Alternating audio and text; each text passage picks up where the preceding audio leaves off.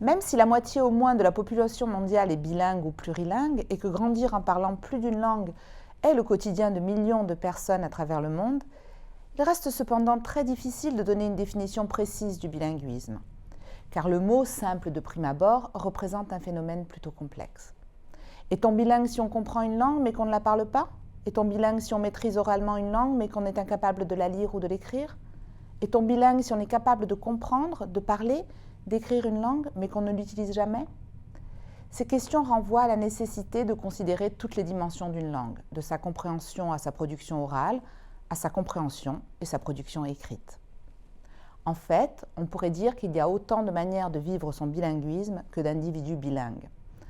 En effet, la recherche actuelle se fonde sur le fait, observé par de nombreux chercheurs d'ailleurs, que l'individu bilingue utilise chacune de ces langues pour différentes fonctions et que l'utilisation d'une langue est spécifique à un contexte donné.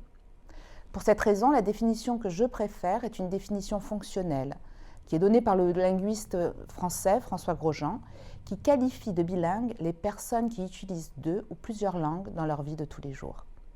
Cette conception du bilinguisme considère l'individu bilingue comme le lieu où 2 langues et 2 cultures sont en contact, se rencontrent et se fondent en une nouvelle entité.